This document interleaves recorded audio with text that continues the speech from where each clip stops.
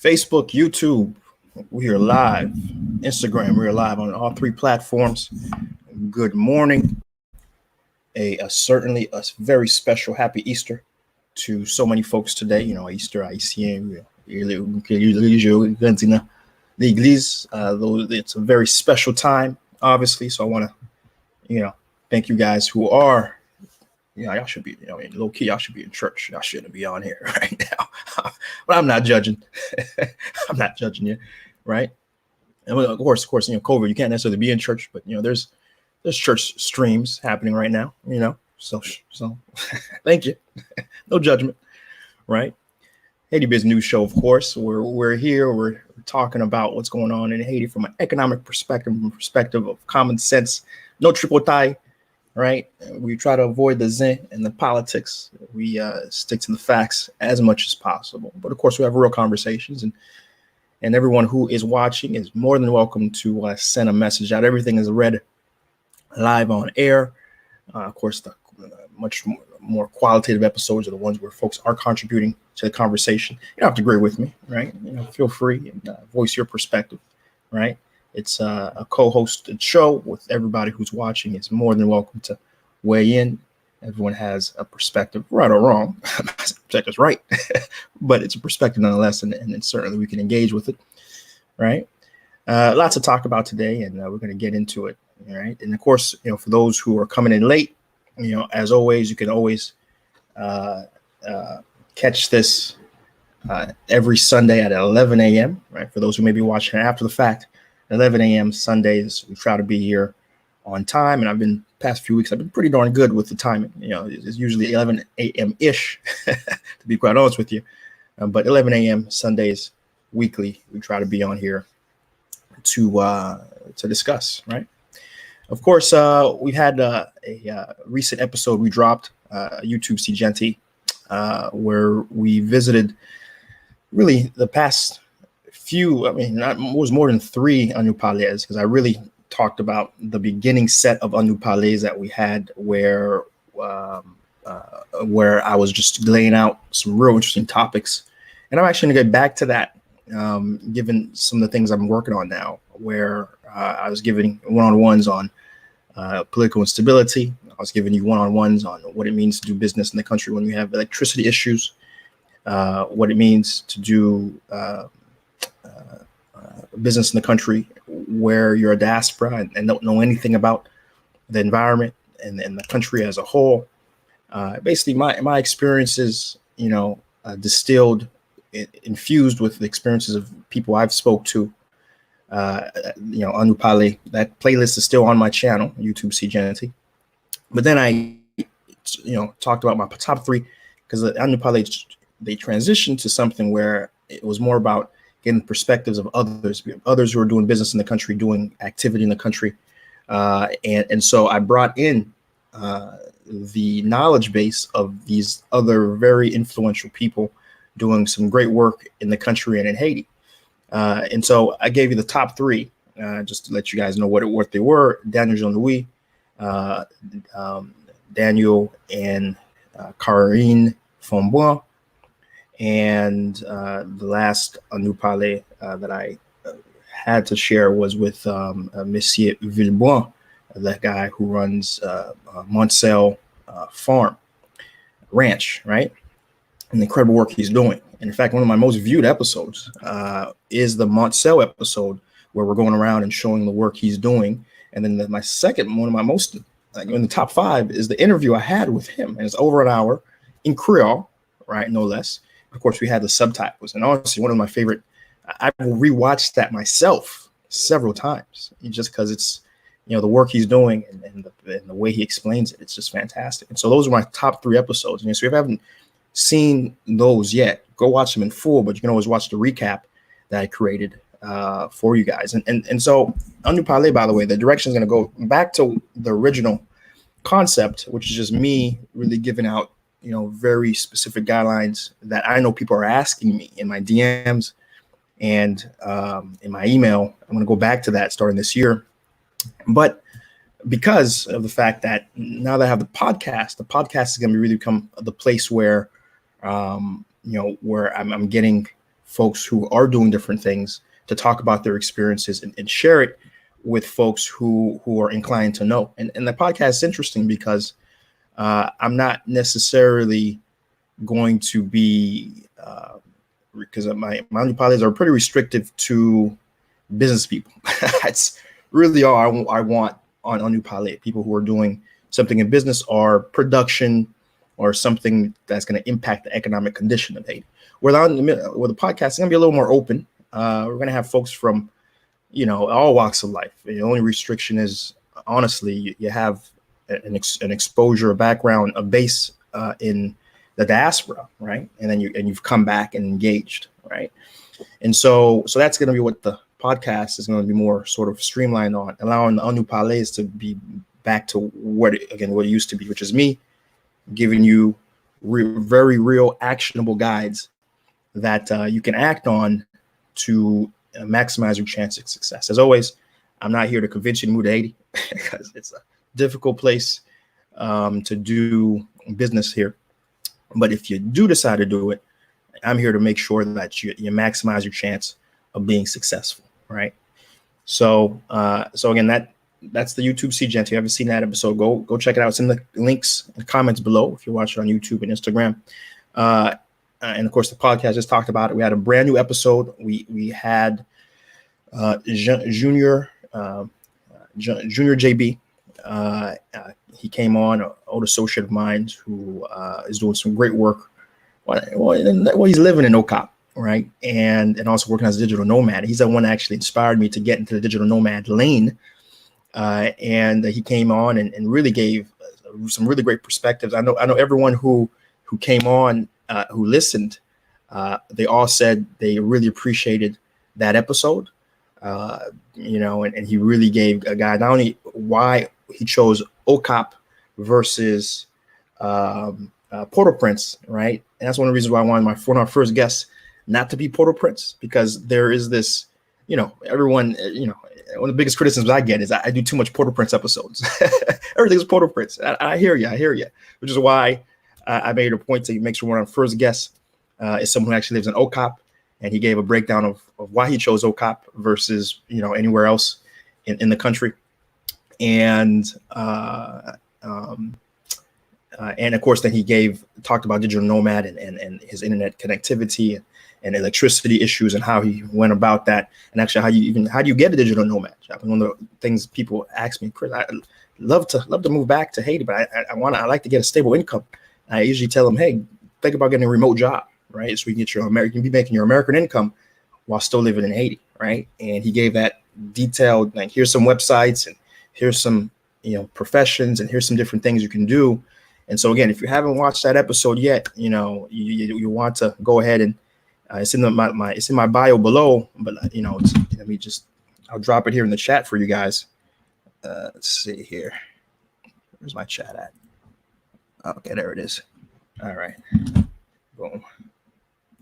Move this a little bit so I can have some better viewability. Move this back. Let's see. All right. I can barely see my chat right now. Let's see. Let's fix this a little bit.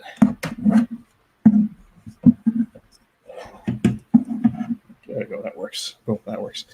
And so just dropped in the chat, Pimpo Haiti, right? So make sure you go check out the podcast. Dropped in the link, anchor.fm, and then Map Pimpo Haiti, right? For those very much inclined to go check that out, right? And of course, those who are watching, well, actually, before I just say that, HaitiBizNews.com, those who are on YouTube and Facebook, you can see the ticker, HaitiBizNews.com. Everything I'll be talking about today is on HaitiBizNews.com. It's a site I created that goes out in the interwebs and returns factual business-related articles happening about Haiti and puts it in one-stop shop for those who, a lot of them is in French and Creole. For those who aren't particularly, good in those languages, make sure you pull up the website on Chrome browser, grab the Google Translate extension, and it'll automatically translate French to English for you.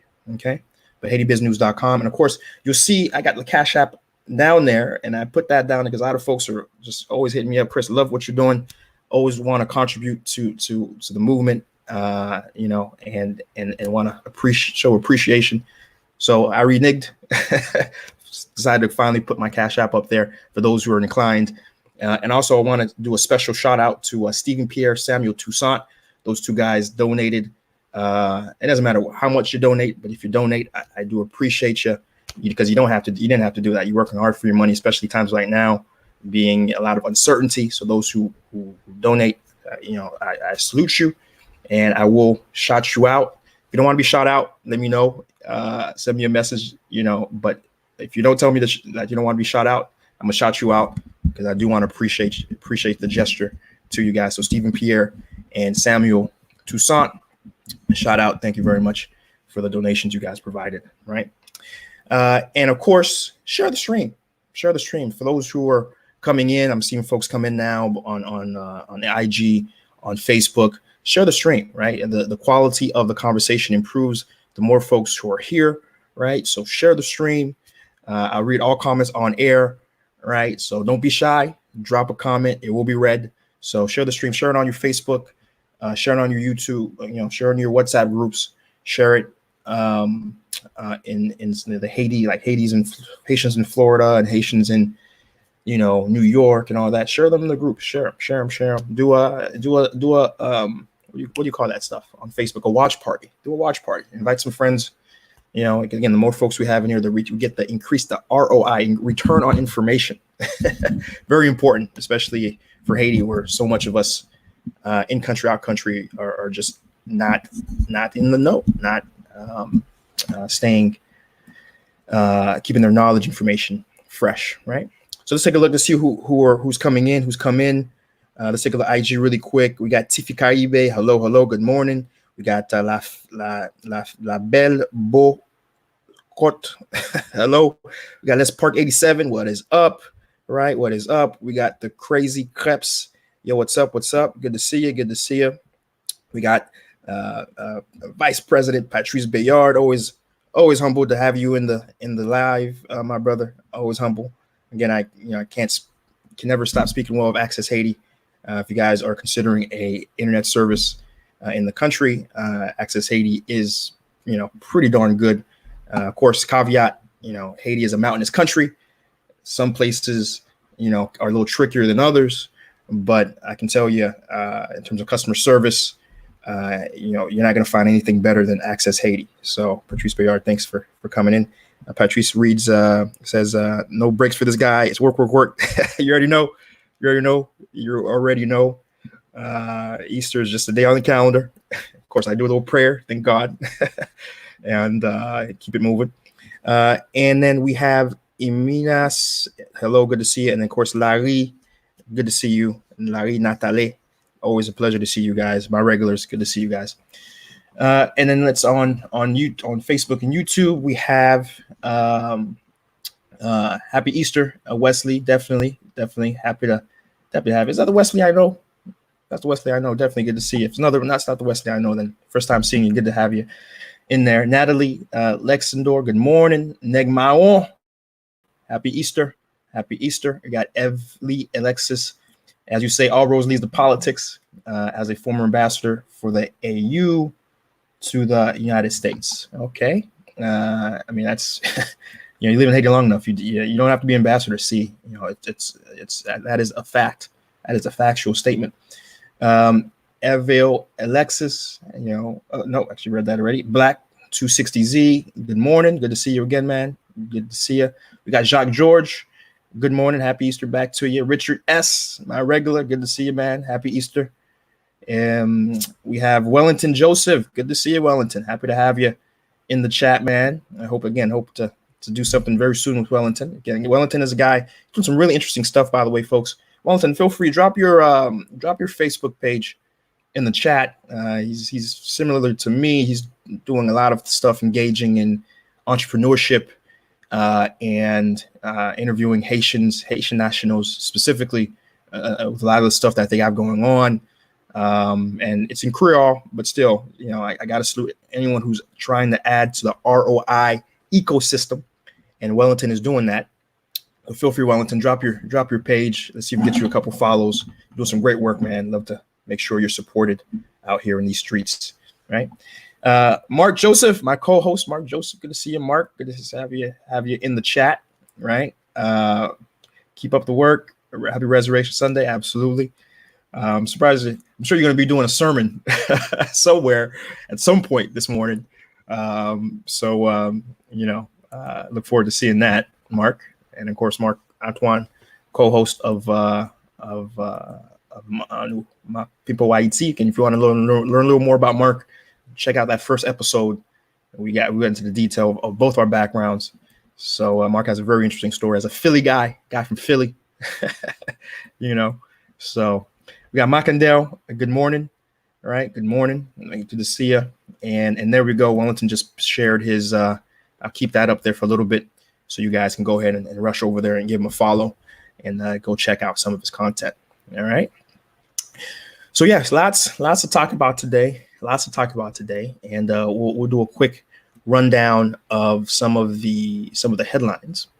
Right. Let's do a quick rundown of some of the headlines we'll be talking about. Certainly dominating our conversation this morning to the point where it's actually going to be a pretty short episode, is because there's not much economic activity happening in the country, really to the detriment to Haiti as a whole because of COVID, right? And so mostly going to be talking about COVID this today, right? And then of course, we talk about the economic impact. We'll talk about some of the businesses who have gave updates about how they're operating. And then finally, we'll have a little quick update on the kidnapping situation, right? That's still something that we have to talk about because it's affecting regular lives, it's affecting perception in the country. And so we are going to be talking about that as well. So those are really the big three sticking points today. Again, this is COVID. I really want COVID to run its course. So we can move on and really engage the nuts and bolts of activity. But for now, we're kind of stuck on this molehill. So those are the talking points for today. Okay. All right. So let's hop right into these conversations. Right. So first and foremost, COVID. Right. COVID. Right. So where are we as of today? As of this morning when we woke up, where is Haiti? Haiti has 31 confirmed COVID cases. Okay. 31 confirmed COVID cases. All right. And has two deaths. And this is coming from the Minister of Public Health that have reported 2 deaths. That's where we are. Right. Certainly these statistics, are much lower than other countries. When we have America's pushing somewhere around 200,000 plus, 10,000 plus deaths. So it's certainly a much better number, right?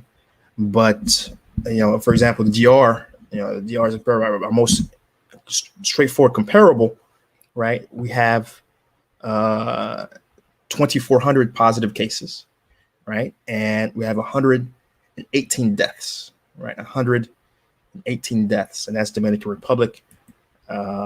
So I can say, in a lot of these countries, we are starting to see a slight downtick in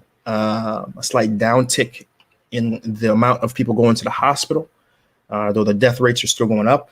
So that's a positive indicator, saying that perhaps we might be finally approaching the peak and hopefully starting to finally go downwards. We have experts who are starting to give real dates, real believable dates of when there might be reopenings of certain economies and certain restrictive behavior. And we're starting to hear, late mid-May, early June is what we're starting to hear from these experts. So those things are very encouraging. But again, everything is, very much unknown. And there's still a lot of things that could happen negatively, i.e. it could be another flare up. Even after it goes down, it might be another flare up, which might cause the economies to return back to where they are right now. So a lot of uncertainty. But as it stands for Haiti, let's talk a little bit more about what's going on from a COVID perspective. Before I do, let me take a look. I see some chat activity here. In IG, we see how many people are being tested. That's something I'll talk about here, but certainly not as many as we would like, right? But we're going to talk about that. We got Jesus Christ. We got Jesus Christ in here. Jesus Christ in here. I guess he resurrected and immediately decided to go on YouTube and chat up on our live stream here.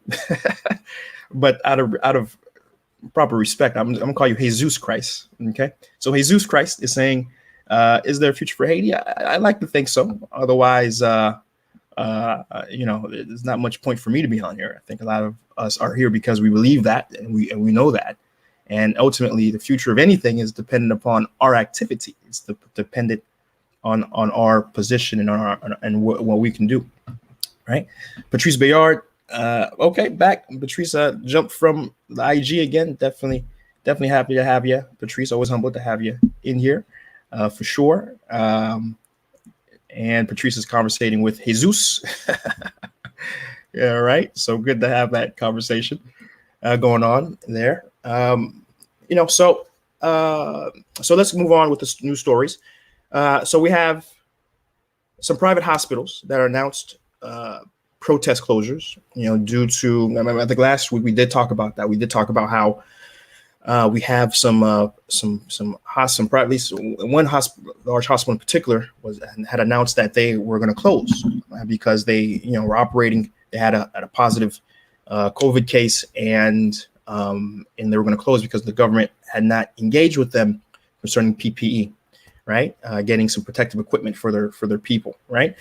And so I had told you, most likely what this was just, something you have to do in Haiti when you're trying to engage with the government, and that is grève, right? You kind of have to block a road, protest, force the government to give you attention. And so more or less proven correct. A lot more hospitals actually did announce that they were going to be closing because of a lack of PPE. But since then, the government did finally engage with these hospitals, like the private hospitals in particular, and did give them direct assurances that they're going to get some PPE. In fact, there was an order that was supposed to come in this Thursday, and from port directly to these hospitals, a lot of these gowns and a lot of these masks were delivered, or were set to be delivered to these hospitals. We have UNICEF and the World Health Organization saying that they have a massive cache of PPE en route to Haiti, over 200,000 units of PPE to before the end of the month or early next month. That's going to be landing. But so far, they've already provided 6,000 surgical gowns, 5,000 gloves, 4,500 surgical masks, and 660 N95 masks. Right. So a large amount of product has already moved into the country. And as I reported in prior weeks, a lot of independent actors have been acting to do what they can to order material and provide to different organizations and different hospitals. Most notably was ePower, run by Dimitri Vorb. His organization provided $100,000 US. I'm gonna say it again, $100,000 US to La Santé, Group La Santé, Zami La Santé, excuse me, Zami La Santé, which is a group that they're very heavily involved with the Mirbalais Hospital. The Mirbalais Hospital, as you know, is a hospital that has been really the lead in treatment for those who have been confirmed COVID positive. For example, when Rudy Rude Boy was positive, the first place they took him was Mirbalais Hospital. In fact, it's a hospital that I actually covered one of my episodes in Seejeanty, the Mirbalais episode. We actually went to the Mirbalais Hospital. So if you haven't seen, a very ground level view of that hospital, do feel free and go check that out. But so Zami La Santé actually is a group also headed by Dr. Paul Farmer, a U.S.-based doctor and professor who's been doing fantastic work in helping bolster the medical environment. One of the reasons why Mirbalais Hospital is one of the few top accredited hospitals, not just in Haiti, where it's the only, but in the Caribbean. In fact, it's one of 3 in the entire Caribbean region, right, including Mexico, right? Well, not including Mexico, but including every place else, including Honduras and a bunch of these other, smaller Central American countries, right? So, so again, that's massive news, and a lot of private actors are stepping up to make sure that things are being, we're not just waiting on the government, but the government also seems to be stepping up. In fact, earlier this week, we had a few ministers live on air, including the Prime Minister, get administered testing, right? They got their mouth swabbed and tested for COVID to indicate to the public that their tests are out there, tests are being distributed, and they are trying to get folks who have indications of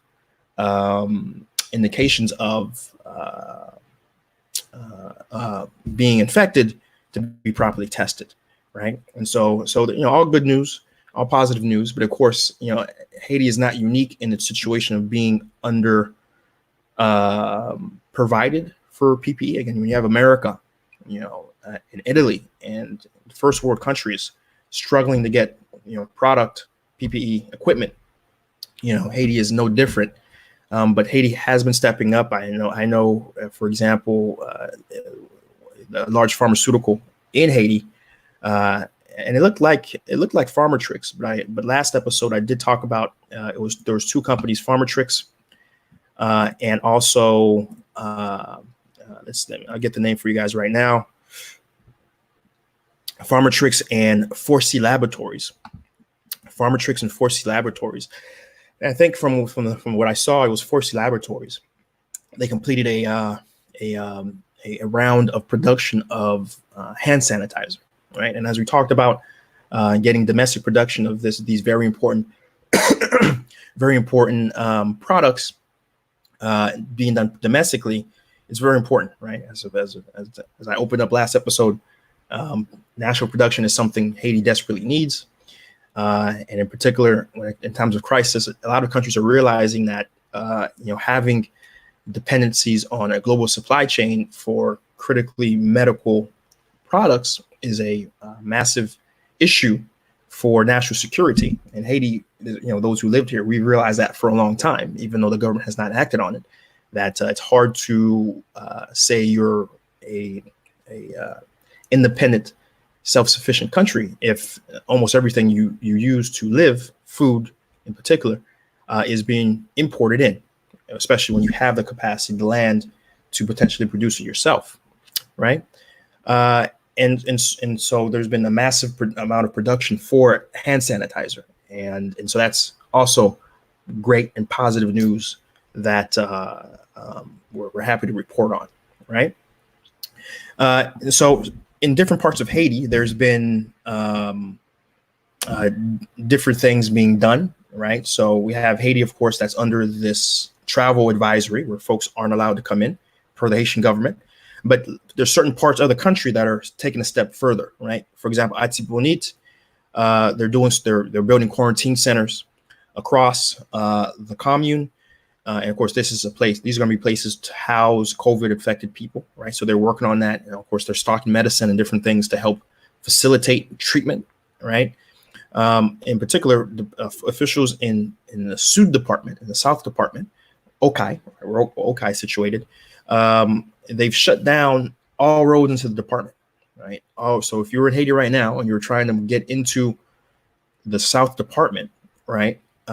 Public transportation in particular has been shut down. So there's no top. There's no, usually when you're traveling to any of these southern cities, you're going to be in these minibuses, right? These minibuses, or sometimes even the larger buses, larger like Greyhound buses that will take you to, from Port-au-Prince or from, Miagwan or these cities across the way to that city. The Sud Department, the authorities at the Sud Department have stated that they will not be allowing any public transportation in for 15 days. Private transportation, they're setting up checkpoints and getting folks tested with temperature readers for private buses.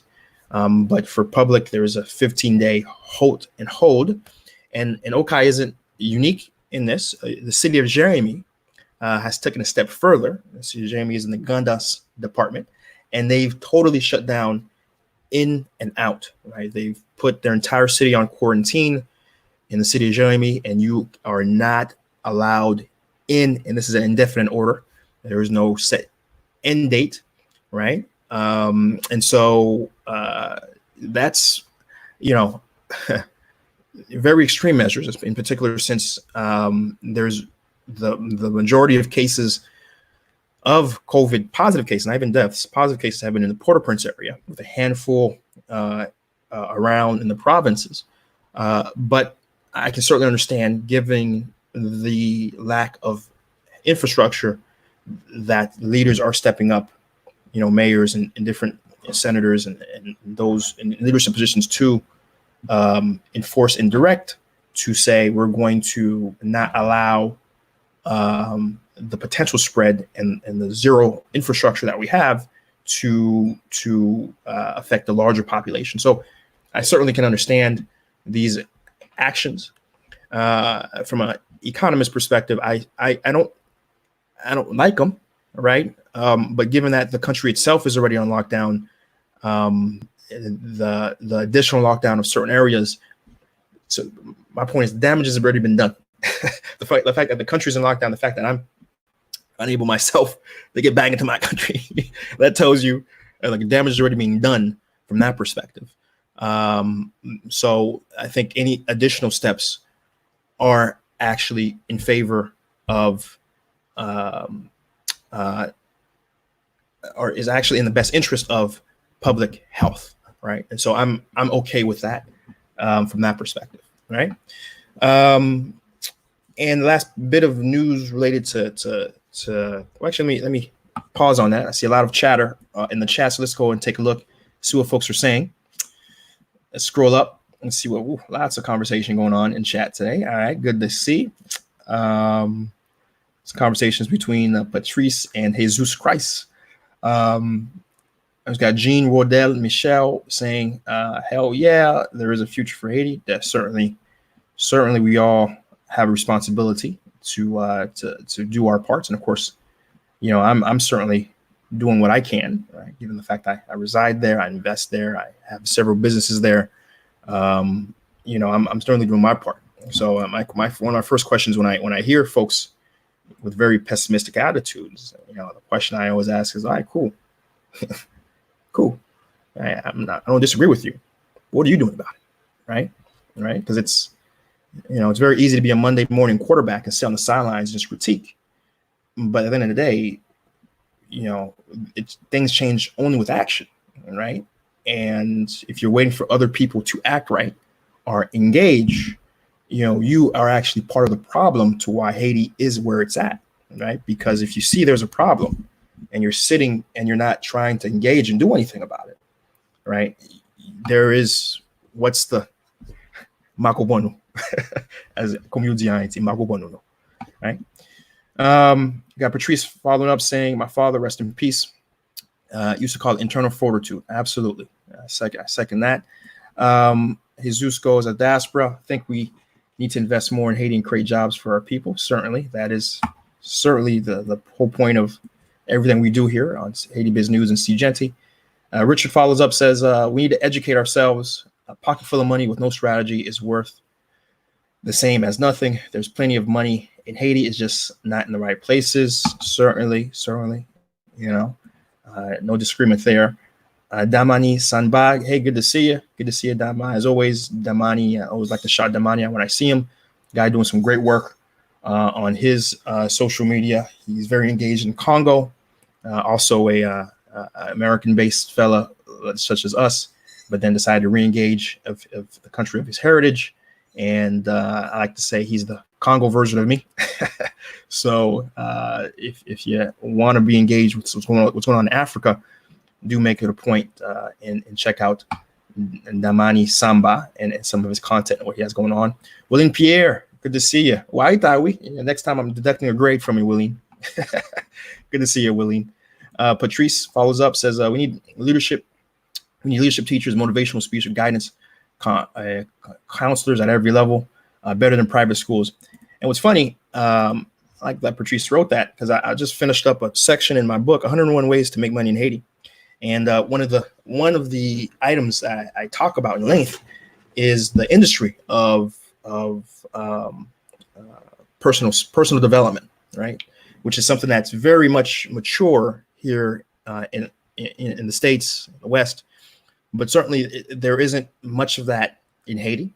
And although there's some sprinkling, there's some folks who kind of do it part time, right? But there isn't anyone. There isn't a Tony Robbins in Haiti, right?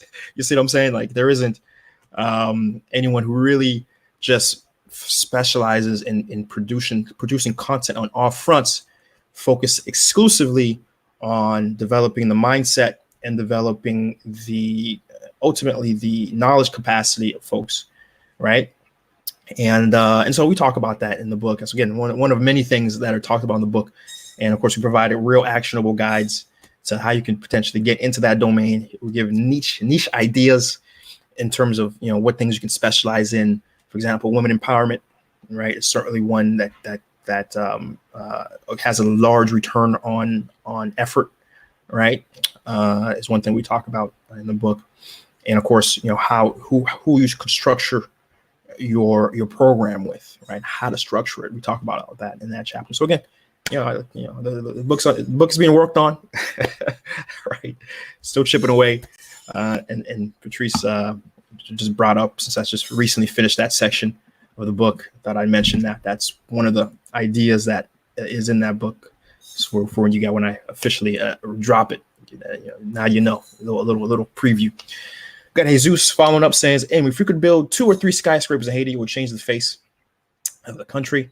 I don't, certainly the skyscrapers look good, right? But we have a lot more infrastructure improvements that are a bit more important than big pieces of glass buildings. Certainly we need more of the diaspora investing in education, building schools, working together, most importantly, to ensure that the schools and these private schools that are being built are being run in a much more effective manner, where it's not just about extracting money, but also ensuring that folks are leaving with the capacity to critically think, right? There's so much of what we have in Haiti that could go out to the world market. Look at what Corral Essence is doing. Corral Essence has done fantastic work in getting L'Huile Masquite out to the world. Again, you just saw that they won $400,000 from a top investor. And again, that's sort of businesses that we as Haitians need to be thinking about trying to get into much before we start building skyscrapers, because who's gonna be renting out these skyscraper buildings if we don't first have the smart, educated workforce first off? That's why I mentioned schools. And then we don't have the businesses that are engaging in the world market, because you're not going to get super capitalized entities that are just staying in Haiti, right? You get these super capitalized entities that can afford, think about Sears Tower, right? You're not going to get a company that can itself build its own skyscraper until you have companies that are being built that are engaged in the world market and accessing the unlimited wealth that exists in the world market, right? So it's the stuff like that. When Jesus says we need skyscrapers, it makes me take a step back and say, no, we need other things first. Skyscraper is the last indicator that you made it. That there's a lot of things along the way that we have to focus on and get on first, right? Richard follows up. Okay, engaging with lean, good stuff. We got Gene.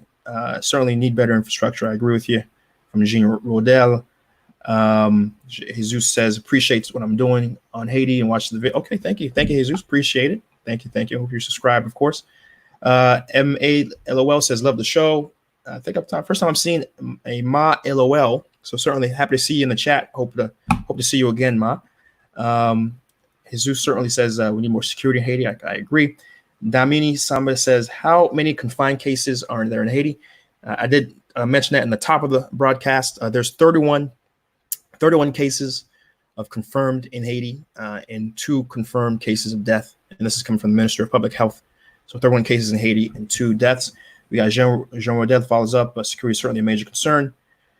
And however, that could be fixed easily. I talked about some of the things we can do from a security perspective. Certainly, I agree. Edwin Williams, good to see you again, Edwin. Good morning. We got Fritz Javel. That message of stepping up when a problem is noticed, it needs to be preached heavily. Thank you for agreeing, right? Fritz, good to see you, Fritz. Javel, good to see you again, brother. Neg Maron, what's Damani's page? Damani, if you want to go ahead and drop your page, brother. We got some folks asking about your page. Ronald Etienne says one of the major problems of Haiti is that the private sector business people who are dictating the economic growth of Haiti. I've talked about this in length, where you have this theme in Haiti of what he's saying, which is Ronald saying, which is, well, the elites are holding us down. The elites are preventing us from economic growth, and the reality is that it's a two-layered problem. The first being what the elites are engaged in, for the most part, are importation, right? Okay. And then what happens is a lot of Haitians try to get an importation themselves, right? And of course, structurally, certain families, certain groups of people have very strong incentives to control entry of certain products into the country. Cool, get it, got it. Is it wrong? It is, right? Is it happening? 1,000%. I've been in meetings with very powerful economic actors. I'll leave it at that. Who, the conversation is very clear. Right? They do it because they have to, but they do it, right? I.e., everything you've heard. You try to bring a product in, it'll sit in the port. Try to bring a product in, they'll price gouge you to so where you lose your money. It happens. Yeah, I'm not denying that, right? But the thing is that there's a lot that these elites aren't engaged in, right? For example, Coral Essence. I always like to, show them as an example because they're a very clear and easy example to show. They went into a domain where there is no elite activity, and elites aren't interested in export. Not right now. I think they're starting to transition because the good is losing so much money. There's talks about how they can finally start to transition and actually do things that are going to benefit the larger economy as a whole, right? But a lot of them aren't thinking about, getting product out. A lot of them aren't in the outsourcing business. I'm in the outsourcing business, right? My company is growing. 12 employees, we're growing. I have no, these aren't looking at me. they don't even know what outsourcing is, right? They have no clue. You see what I'm saying, right?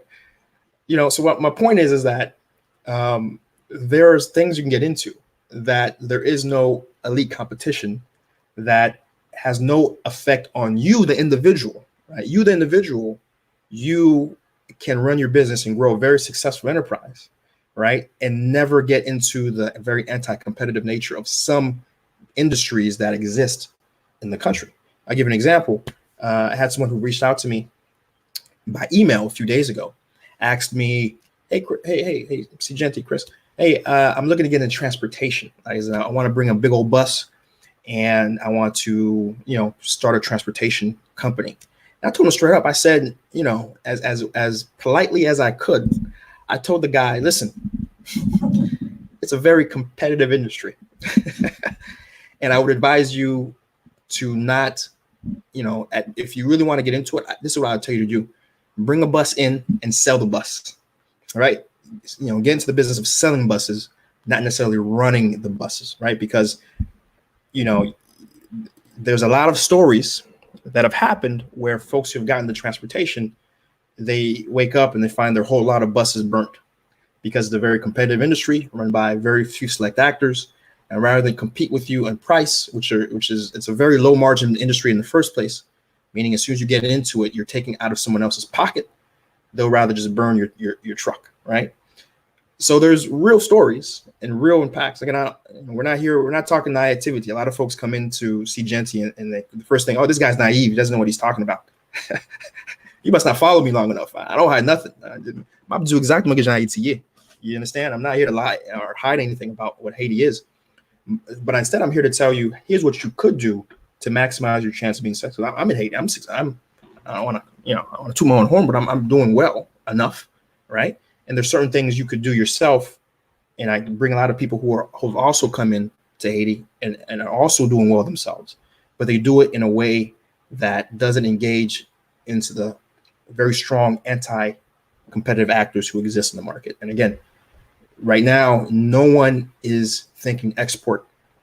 So come into the country and think export, and you're gonna have very few issues getting product out. And at the same time, too, you'll make a lot of money, you'll impact a lot of employment, and you'll actually be doing a fantastic service into the general economic condition of the country, right?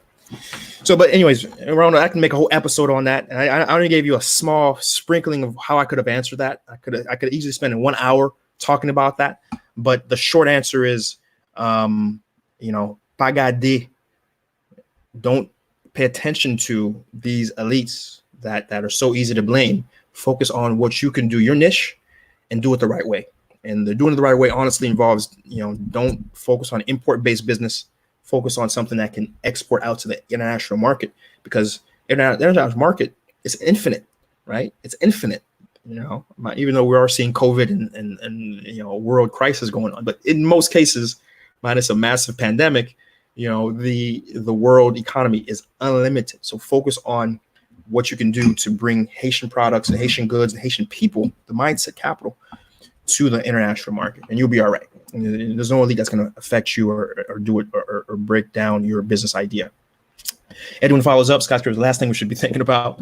Certainly, I'm in that vein. We got Lawrence Gonzalez. Good to see Lawrence. Always good to see Lawrence in the chat. Lawrence is doing some fantastic work in the space of money finance and getting folks moving in the right direction.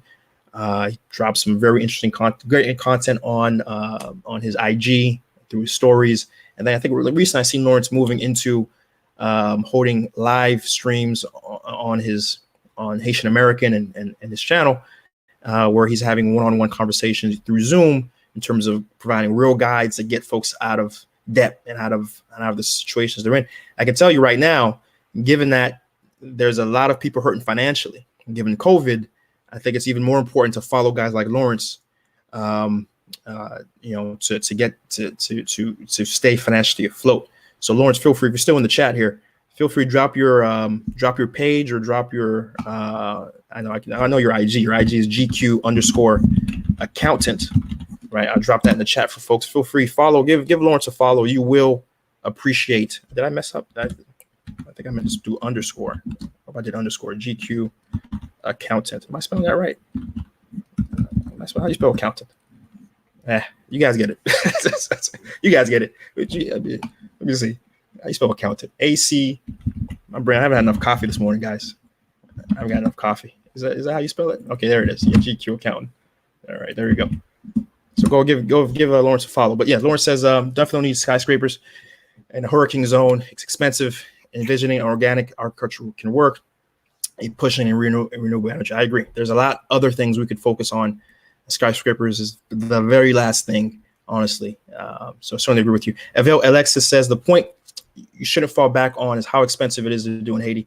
I agree. There's some expense, but in the long run, the variable cost of doing business in Haiti can be very much lower than the long-term variable costs of doing business in other places, right? Of course, there's a little bit of higher upfront costs related to the lack of infrastructure, but in the long run, the right business can do very, very well in Haiti, right? Noel Lape, first time I'm seeing Noel, definitely hope to see you again. Says, keep up the good work, learning a lot from the videos. Thank you. That means a lot to me. Appreciate that. Lawrence follows up, says, can you talk about the basic investment banking in Haiti and how that looks for household budgets? Yeah, I like that. That's a great idea. That might be one of my first Anupales. Let me drop that down. Seejeanty, Anupale, banking. Actually, I haven't really done a banking episode, actually. Really breaking down banking and how that looks like from a business and just general perspective. Let me jot that idea down. I like that a lot. Thanks for the idea, Lawrence. That's probably one of my first Anupale episodes once I can get back with my equipment in Haiti. So thanks for that. Certainly, we'll look into that. Makandel follows up, says waste management, sewage, plumbing, water, sewage, etc. I think these are business ideas. I think Macindel's providing here. As I agree, these are all great ideas. L. Winkin says almost everything is broken from top to bottom. You can sit here and talk all day about these problems. That's true. We're focused on solutions. The problems are the easiest thing to talk about, right? Team CJ Rainey says, cool channel, great info. Thank you, sir. First time I'm seeing you. Hope to see you again. Certainly subscribe if you haven't yet. We're here every Sunday, 11 a.m. Hope to see you again. Gary Tech, flexing. Good to see you, man. Good to see you in the chat. Always a pleasure. Richard says, do you think an international business degree is a good idea? Education is never bad. Education is never bad, man. So go get it, right? But I think probably some of the better degrees in general right now is probably computer. Anything in technology is probably your best bet in terms of making real impactful money. But I don't. Business. Any degree is good. It depends on how you use it when you graduate, right? Willeen Pierre goes, agriculture is the right key. It's always the right one. Unfortunately, all agronomist in IT wants an office job, breaking hearts. I agree with you. I totally agree with you. L. Wilkin follows up. What do you think will be the economic impact for Haiti after the pandemic? How many years has this set Haiti back? Or do you think the effects are little since Haiti has so little to start? Great question. So, even before this pandemic, Haiti was in a pretty bad spot because of pays loc. We were already before this pandemic looking at a negative GDP year of negative 1.2%. Some estimates I've read or have Haiti at as low as negative 2.7% GDP. I haven't shared those stats just because it's a lot of people talking out their ass. I think it's a little too early to know the exact impact of what this is going to be exactly from okay, it's going to be negative 2.7. It might be higher actually. I remember when the pay lock started and I was reading statistics coming out of Haiti's Institute of Statistics themselves, and they were saying, we expect a negative a 1.2% or even a 0.1% GDP growth. I'm like, you're talking out your ass. That's not true. The entire country is locked. There's nothing even being able to leave the country right now because all the roads leaving anywhere are blocked. And so I knew for a fact it was going to be a negative number for sure. And then once the pay lock finished, and folks were actually, economists were actually able, and statisticians were actually able to review the real effect, it was 100% a negative number, right? And this is coming out of the World Bank too. The World Bank and the IMF also were giving Haiti a slightly positive number. I'm like, what bubble are you guys living in? And so, certainly I haven't reported these statistics yet, even though they're coming out because I feel they're wrong. But it's going to be negative. How negative, I don't know. We're already going to have a negative year before this happened. We're certainly going to have an even worse negative year because of this. The good is depreciating tremendously. In fact, to the point where I know a lot of folks who are looking to reevaluate how much their salaries that they're providing their employees, because the good is about to hit, if not this week, certainly next week. It's going to hit 100 good to $1. It's, I can tell you, it's there's no way around it. It's a very difficult economic position for Haiti to be in, especially given that Haiti was already in a very difficult economic position. And it's really it's gonna get bad. There's no way around it, guys. I mean, there's no way. I can't mince words here. It's a very dire situation. I don't know necessarily, how bad it's going to get, right? But at the same time, too, there has always been, when there is a block on production in Haiti. The most recent example was the earthquake in 2010. 2010, when the earthquake happened, we saw a GDP negative rate of about 4.4%. Okay, follow me so far? 4.4% negative, right? Massive decrease in GDP growth. The very next year, we saw a GDP growth rate of about 4.5 to 4.8% positive, right? Meaning literally, you can imagine the economy as just sort of being a sort of elastic, right? And when it gets pulled down, right, by shocks, right, earthquake, paylock, COVID, right, you can imagine the rubber band sort of just kind of being pulled down. And the moment the particular thing that's causing it to be pulled down is let go, the rubber band sort of just spikes back up, right? Because a lot of the inventory, a lot of the things that were just sitting and unable to be sold, right? And a lot of services, a lot of things that are just sitting, and a lot of things there's are sort of regaining. Certain construction jobs aren't being done, construction projects aren't being done. The moment that the pay gets calm again and the economy as a whole starts to work, just imagine all those projects come back online, and all those things get recorded as GDP activity, right? And you see an immediate jump back up, right? And so I think, looking at it from that perspective, I'm very confident that hopefully next year we should see some very strong GDP growth, just because of all the projects that have been sitting on the sideline, unable to be worked on. But at the end of the day, what I care about necessarily aren't the shocks so much. It's about what are the structural reforms that are being done by the government, and what are some of the structural projects that are being done by private actors in the Haitian diaspora in particular, or even private actors in the elite. And I can tell you that I'm optimistic in the sense that I am seeing more and more diaspora being engaged in the country. And most importantly, since we're just talking about elites, I'm seeing a lot of the entrenched wealthy actors in Haiti they're having high-level discussions and high-level engagement about how to structure their businesses to be more outward-facing. Finally, after 20 years of that not being a priority, I'm finally starting to see and hear those conversations, because the good is so depreciated. It's not that they have any necessarily civic desire to improve their economic conditions, but straight up, their pockets are hurting, and they realize the way they're doing business is unsustainable, and they need to bring more dollars to their own pockets, right? And because of that, that gives me hope for the Haitian economy, because once you have these very strong economic actors behaving in a way that's more consistent with economic development as a whole, we'll finally start seeing some real structural changes from the ground level, because at the end of the day, they do control a lot of levers and a lot of the movement of resources, right, that are very often malallocated, right?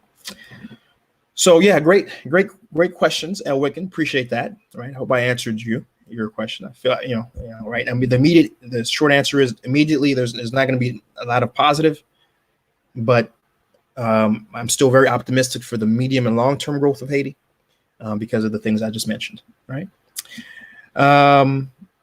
We got Anne Renaud, Joy Pac, merci, toi-même, right? Ernest Nicole, first time I'm seeing your comment. Good to see you, right? Noel Lapaix, unfortunately, I was in the States visiting very briefly, visiting my family and my wife. That's still stateside. And 2 days before I was supposed to be able to go back to Haiti, I was blocked. The Haitian government closed their ports, closed their airplanes, all that. And so since then, I've, like so many other Haitians, I've been stuck stateside.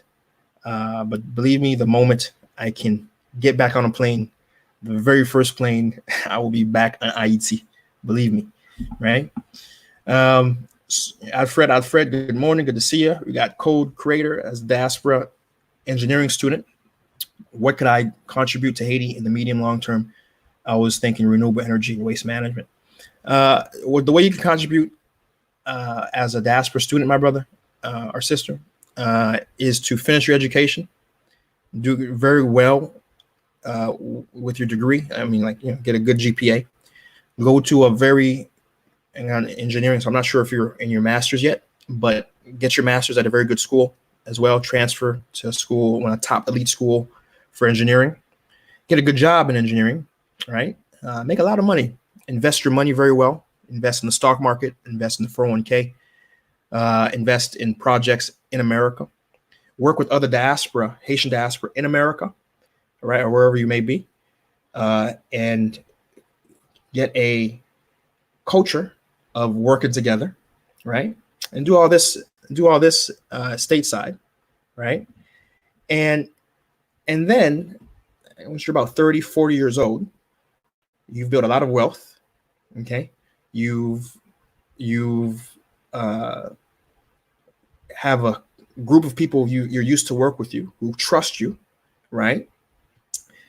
Your family, your personal situation is fine. You're out of your student loan. I'm sure as an American student, you're probably racking up the debt right now, right? You hopefully paid off your student loans. Your personal situation yourself is fine. Then I would tell you, start to slowly re-engage in Haiti, i.e. start to visit more, right? I tell you, see if you can, every 2-3 weeks, go to a different place in the country, right? Re-engage, restart to build your network, right? And then at that point, after maybe a span of another 2-3 years, are you doing this slowly? Then you can ask that question, because you yourself will be able to answer it, right? Because you'll have a lot of experience that you've done in America that works, right? And you'll have the money, you have the network to draw from in America. And because you've slowly re-engage yourself in Haiti, you yourself will have a strong foundational footing in terms of how to move forward in the country, right? And this is something I tell everybody in Haiti, who wants to do business in Haiti. I always tell them, first and foremost, get yourself right in America, and then very slowly and re-engage yourself in the country. Listen, I know we're impatient. I know we want Haiti to improve tomorrow, but you're not going to do anything minus lose a lot of money and lose a lot of time if you just decide to wake up and just move to Haiti and start doing things. You want to do things in a much more methodical, thought about way, because that's how I did it. And that's why I am in a place where I'm not too stressed. Whatever happens in Haiti, I'm not too stressed, because I made a point that my finances in America were straight. I paid off my student loans. Personally, I'm in a situation where I'm good here stateside, right? And then I decided, okay, now that I'm good here stateside, let me start seeing what I can do. And I very slowly, over a span of a year, going back to Haiti, re-engaging myself, re-networking, getting a good sense of the country. And then after a year, I decided, okay, let me pull the trigger now, because I have a good sense of the culture, I have a good sense of the language, a good sense of what could work, what could not work. I get a sense of myself, because this is what I've been doing in America. Here's what I could potentially do and bring as a business idea that's not being done. And that led to where I'm at right now, where, I'm in a really comfortable place. And so, Code Creator, that's what I advise you to do, man. Just focus on yourself, be as successful as you can in America. And because trust me, Haiti is not going nowhere. Problem Haiti is not going anywhere. And so focus on yourself, and that's what I'd advise you to do. All right. Great question. Happy you asked it. Watt Mini 99 says, as some folks outside of Haiti can outsource projects, administrative, creative assignments to Haitians as start or partnerships like networking with the folks at Bunge. I agree. Yeah, I did do an episode of that, and I did talk about how Bunge is doing some great work.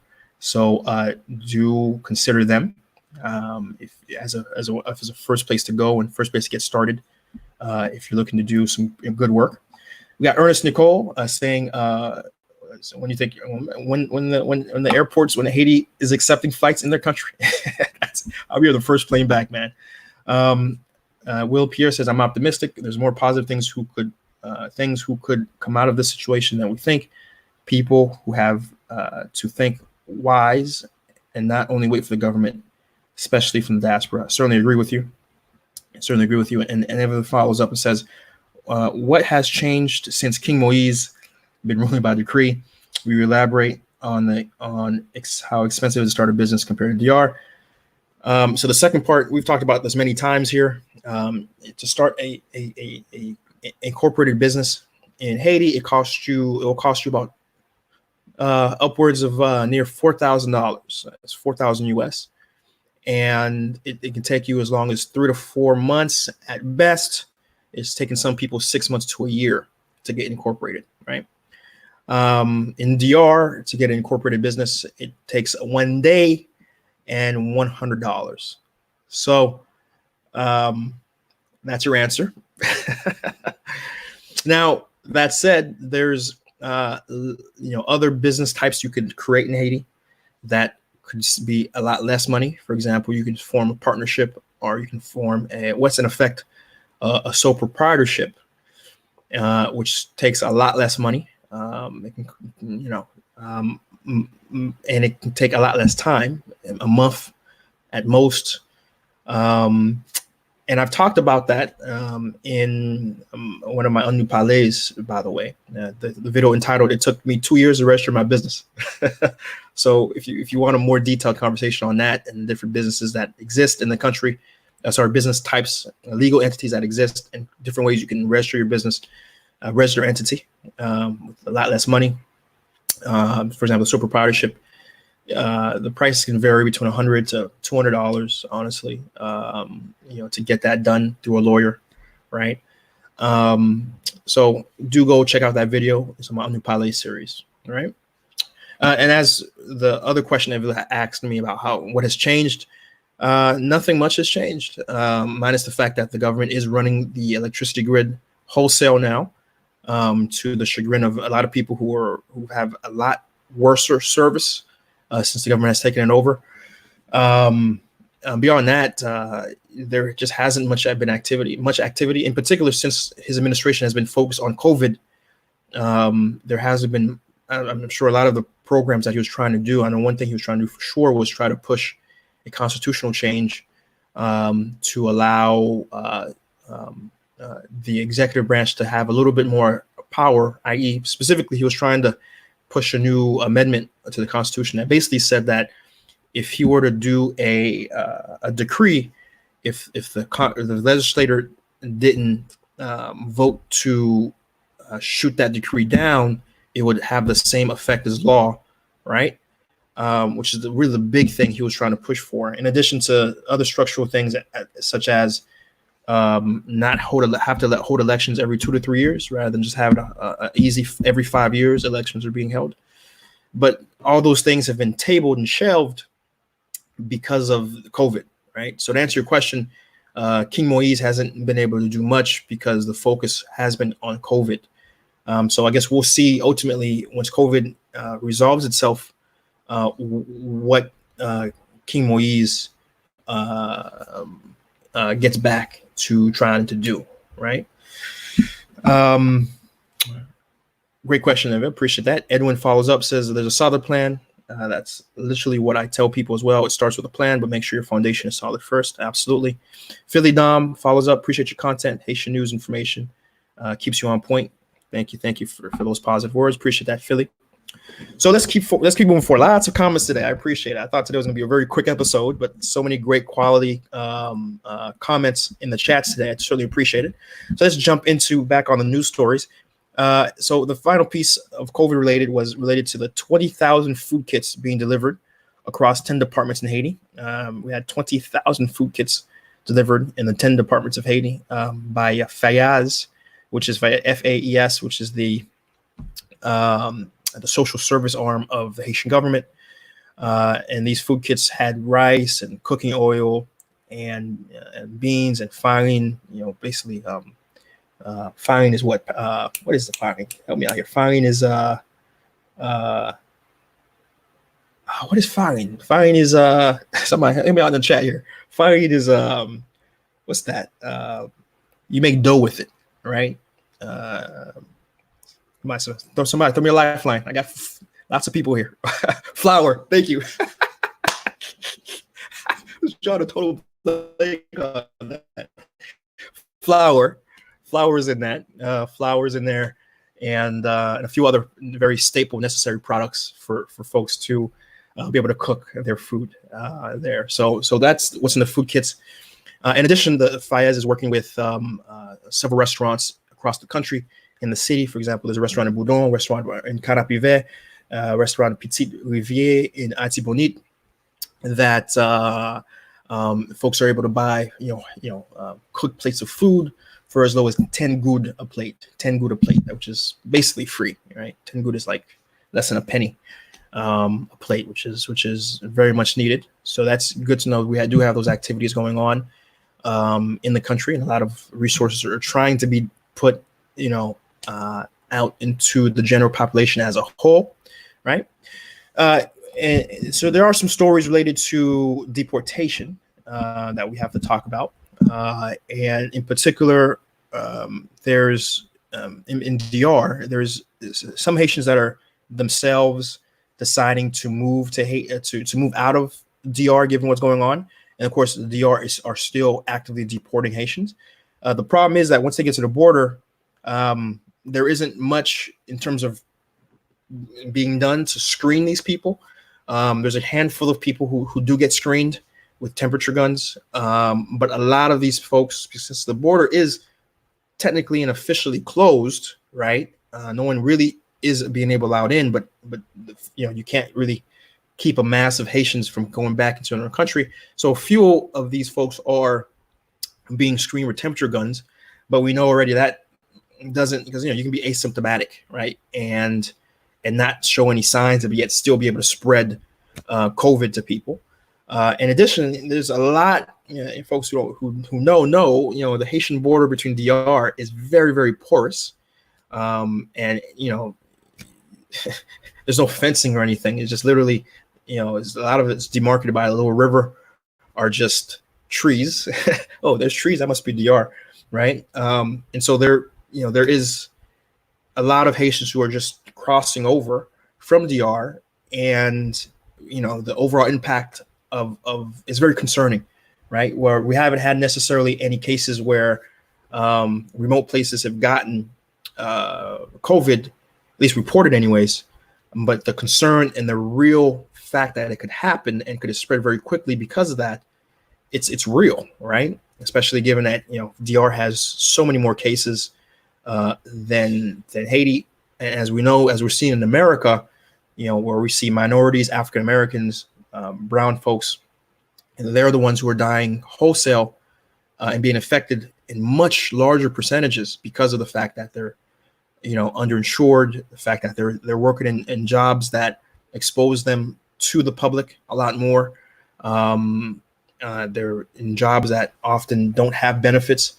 Guess what? Everything I just described about African Americans and other minorities here in America, I'm describing to you of Haitians in the Dominican Republic. Haitians in the Dominican Republic, a lot of them are working service jobs. A lot of them are exposed to to people much more. A lot of them aren't being protected by Dominican Republic's social safety net, right? And now imagine these folks who now are out of work because of DR also following very strict quarantine guidelines, now having to come back to Haiti. And guess what? A lot of them are going to be affected, and some might be symptomatic and hope we catch them, but a lot of them aren't going to be, right? A lot of them aren't going to be. And so that is certainly a concern. So far, since March 29, we had 11,000 Haitians return from Dominican Republic, right? That's 11,000, right? And so that's a very, very, very, very big concern. And I think if Haiti does have an outbreak, the outbreak is going to come from that direction versus any other direction, right? And additionally, we have hard deportations happening in America. Very recently, April 7th, we had 68 Haitians return from America who were deported by ICE, which alone is a rather bit of a travesty to have the U.S. Embassy organizing emergency flights out of Haiti, but yet you have a separate American entity flying folks into Haiti. Haiti, as we know, doesn't have the facilities to support a mass outbreak, and you're flying them back in. You would think compassionately you would have a government administration in America that would say, you know what, we're having a massive crisis. Let's hold off on deportations. But of course, that's not happening, right? And of course, the King Moise signed off on accepting these Haitians. The Minister of Public Health has provided assurances that these Haitians will be quarantined for two weeks upon arrival, and that is the case, that they have been quarantined. But the fundamental principle of accepting these folks into the country in a situation of crisis that is problematic. We've had a lot of Congresswoman Frederica Wilson has written in a very aggressive letter and public statement to the State Department of Homeland Security, expressing what we just expressed. It's inhumane and malicious to send folks back to Haiti at this time, and expressing the overall harm of the decision. Other organizations, Haitian-led organizations, have also expressed their discontent with America doing this. For example, United Front of the Haitian Diaspora has also written a very lengthy letter to different members of Congress and also the State Department, also expressing their the problem of sending folks back during a pandemic crisis that Haiti is experiencing. And America isn't the only country doing this. On April 5th, this is something no one's really talking about. April 5th, 225 Haitians from Turks and Caicos were rounded up, put on a plane, and put back and landed at Port-au-Prince Airport. Now, we hope these individuals were also quarantined, but I couldn't find any information online in particular that had them quarantined, right? Which is very problematic, very heartless, right? To be quite frank with you, but and very dangerous that we still have deportation activity happening across not just America, but across the world to Haitians, and they're coming back, and these places have much higher counts of COVID and potentially bringing that back, right? Very problematic, very, very problematic. Right. And so before I stop there, let's take a look, see what folks are saying here. Adele Alfred Shameless agrees with them. Saying Edwin Williams says, without the outbreak, I don't think Haiti can support the mass numbers of patients coming back on a good day. Totally agree with you. Right. I don't think they care about letters. Right. 225. No, not 225K. Did I say 225K? I didn't mean 225K. 225 Haitians. Right. 225 Haitians, not 225,000, right? And Music Lover says it was 180 Haitians sent back, but some fake news engulfed the numbers to 225. All right. The article I got, let me see what my source was. My source was for 225. Oh, okay, I know where it was. It was IT Lib, which is a relatively reputable source for information. I got that number from Haiti Lib, and they're relatively respected. But if you're saying Music Lovers saying 180 is still a lot of people. Still a lot of people. And if you just look at the rate of infection, where it's about 2 out of 10 people are being affected with COVID, then out of that 180, there's a serious likelihood that at least 36 people might be affected, right? Just being conservative, right? Which is extremely problematic. But we'll take it for face value. 180 people were reported, but that's still 180 people too many, right? But thanks for that comment, Music Lover. Appreciate it. So in other news, we have major establishments that have been closed and remain closed since April 3rd. World Oasis, Kinam, Marriott Hotel, Caribe, a lot of these major tourist locations, hotel locations, hotel operators, businesses have been just about closed. Very few staff, and really not in a situation where they're even accepting new people to stay on their premises. A lot of different stores are operating under much more restrictive hours. Of course, that's supposed to be for them to allow them to clean and disinfect their stores, right? But nonetheless, that is certainly a big strain and stress to the larger economy as a whole. Banks as well are operating in a manner where only a certain amount of people are allowed in the banks, which is causing a massive amount of inconvenience to folks trying to take money out of payday, take money out their accounts with wait times as long as 4 to 5 hours in some places, in some banks in the country, right? So, the economic impact is very clear in Haiti. The price of transportation has been up tremendously. There's some places that have been reporting a doubling of transportation costs.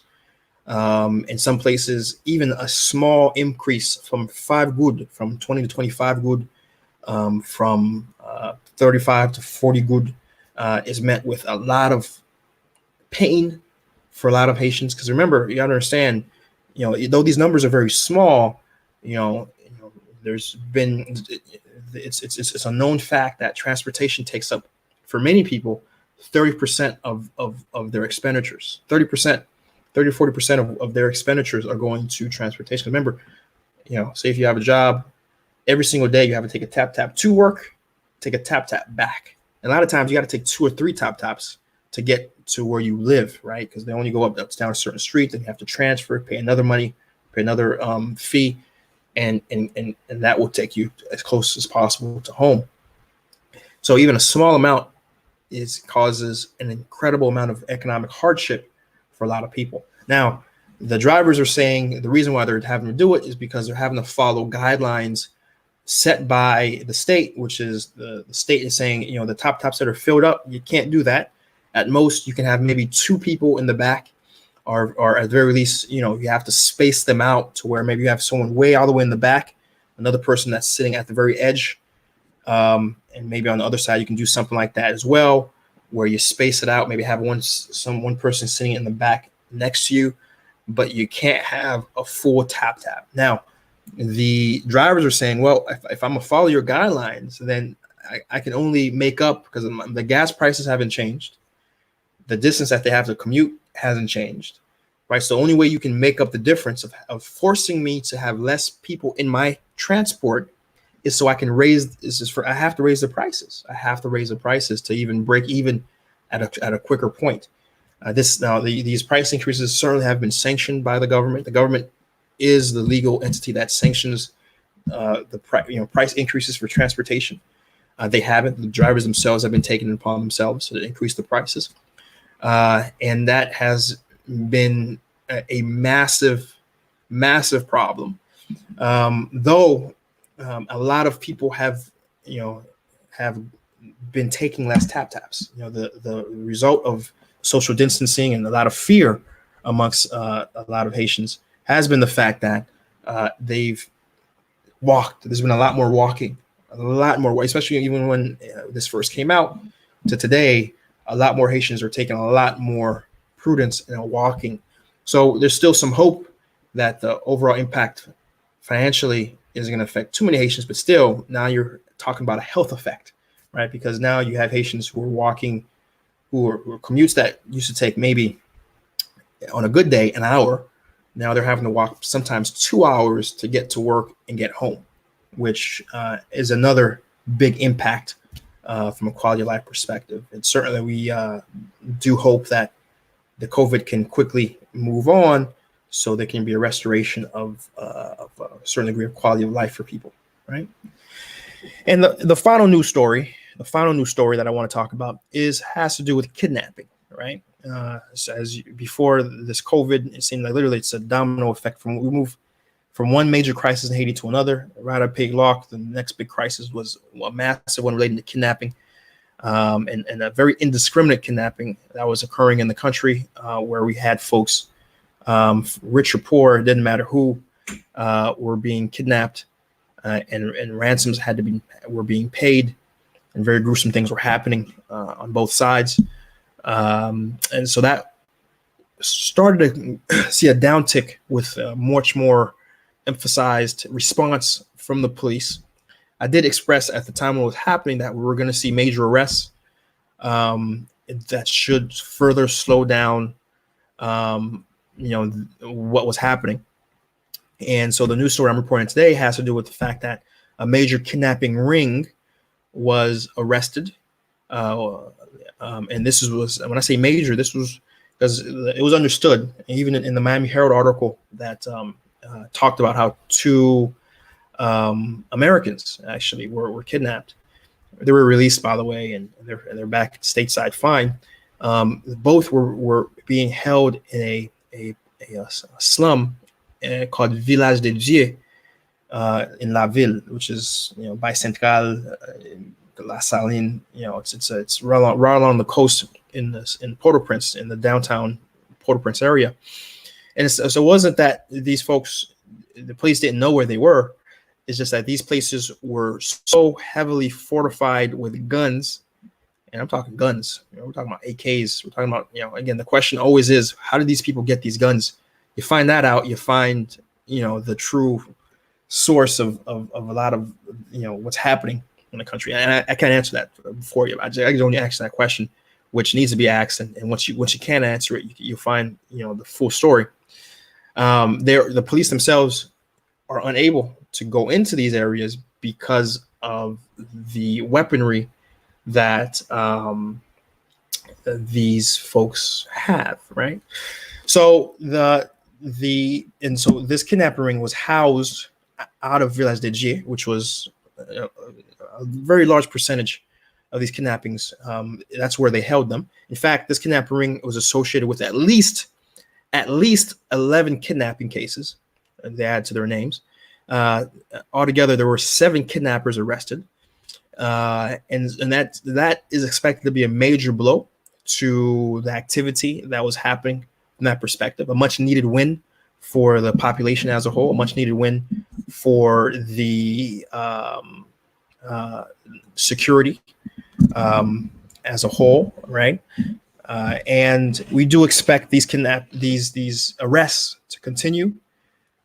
Especially as police are continuing to put more resources in to getting it to stop, and I think as more arrests occur, that should discourage others from performing in that act and performing in that activity, right? So we're still staying on top of that news story, and as more stories come out, we will continue to report on that, because it's very important. Because I can tell you one thing that was very painful for a very long time was when this was happening. Every other post I would do, hey Chris, what's going on with the kidnapping? Right? And certainly, there's certain things that if you follow the stories of those who did get kidnapped, it occurred late at night. It occurred in certain areas of the city, Lower Delma in particular, certain areas that it was happening. So there's certain things you could do to put yourself in a position of it not happening to you, right? But as I said, when it was happening at the worst time, this has happened in the past where, about 10 years ago, there was a massive flare-up of the same thing, right? Independent political actors were fueling, and again, I just, we talked about this, but I just want to revisit it very quickly. It's very interesting that these kidnappings flared up at a time where the political actors, when I say political actors, politicians, etc., and those who are behind the politicians, could not influence public opinion because there is no parliament, there is no Congress, right? There's no vote. There's only 10 sitting senators. There's no representatives, no deputies, right? And so it's just very curious that at the same time when they couldn't influence or fait des ordres through the proper political channels, you saw a massive flare-up of kidnappings happening, right? And so I do expect, and I think you guys should expect, still a major arrest of a major name brand, I say name brand, very high level person. That still hasn't happened yet. I expect that to happen. And once you get that major arrest, we should see a tanking of these activities. Again, last time Haiti saw a massive flare up of kidnapping, and being a member of one of the top families that was a part of it, and he's actually still in jail to this day. He's still in jail as a big backer and organizer right? And I'm not saying that is what's happening exactly right now, but certainly I still do expect a major arrest. And we did have a slightly interesting arrest that happened out of a senator whose car was associated with, a good handful of kidnappings, and he was arrested. Of course, he was let go because he was actually a sitting senator, and as you know, sitting senators cannot be arrested. They have total legal immunity. Again, literally, I've talked about this before. A senator in Haiti could literally pull out their gun, shoot you in the head in broad daylight, and not be arrested because they have total 100% immunity, right? Crazy, I know, but that's how it works in Haiti. And so he was let go, but of course that was a major sign, which I've been expressing for a while, that a lot of this movement, as I expressed, isn't that Haitians didn't just wake up one day and say, hey, we're going to start just kidnapping people, right? Haiti, anyone who has come to Haiti knows, Haitians are not violent people, and they're not malicious people. In fact, look at the statistics across Haiti when you compare it to places like Jamaica, like Dominican Republic, like Bahamas. The violent rate, the rate of theft, the rate of violent murder, the rate of any crime, it's the lowest in the Caribbean. Don't take my word for it. Google it. Take a second, Google rate of crime in Haiti, and you'll very quickly come across articles that will say Haiti has the lowest crime rates across the Caribbean.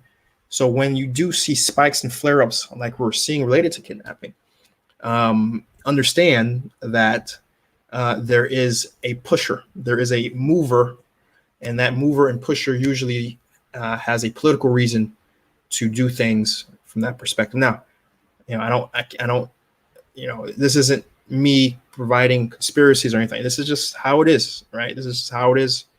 A brief history of Haiti will, give you that as a foundation to kind of work yourself under and with to help validate that statement, right? But again, I'm just happy to be able to end this newscast with a story saying that they've arrested a major kidnapping ring. We have 7 kidnappers, abacod, as we like to say in Haiti, 7 kidnappers who've been arrested, and we certainly do expect that to, discourage further activity in that round, and it's a certain big win for public security. And we do expect more arrests to happen, and I will come back and share those news stories as they happen, because it's important. We have to feel a sense of security when we're in our country, and the more arrests in that sense helps with that. Absolutely. All right. So let's read the comments. That's what folks are saying, right? We got Alexis saying, I think I read that already. Expensive to business might mean stop development. So what you're saying there. So I don't know what you mean. So it is a little trickier from a startup cost perspective to get a business up on the ground. But as I mentioned in the newscast, the variable costs. What is a variable cost for those who aren't economically inclined, right? It's the cost to operate day to day. Your day to day costs after you started up tends to be much lower in the third world in Haiti than it is elsewhere. There's a reason why companies move to China or other, Bangladesh, India, right? Because the day-to-day costs of expected expenses are much lower, right, than it is in America, right? And one of the big day-to-day costs is payroll, right? And it's much lower in a country like Haiti than it is in a country like UK or the United States, right? And so you got to be careful when we talk about, doing how expensive it is to do business. You got to, in what sense are we talking about? Because I can tell you my day-to-day costs are again exponentially lower than it is if I were to do business in America, right? Tonto Sam says, quick question. How do you feel about infected deportees being sent? Man, where were you, Tonto Sam? I just talked about that. So this stream will be saved, and then feel free to replay it. And one of the, like, literally this news story before I just start talking, I just gave a big update on that. So feel free and review that part of the news stream, Tonto Sam. Music Lover 2 says they need to give that immunity crap. I certainly agree. And I think actually one of the things King Moise was trying to push was a lowering of the immunity as well. I believe I remember reading that correctly, right? Is there a movement to change the total immunity of senators? Yes, I think one of the most recent proposed amendments that weren't able to be voted on by when the Congress was sitting, because the way Haiti works is the sitting Congress can't change the Constitution. The sitting Congress can make proposals of what needs to be changed, vote that they agree of the changes, and then the new Congress, when they get voted in, they vote to ratify it, and then the Congress, and then the amendment becomes effective onto the Constitution. So there was a bunch of amendments that were came out of committee, but unfortunately, it never came to Congress to discuss and to vote that they agreed with the proposals.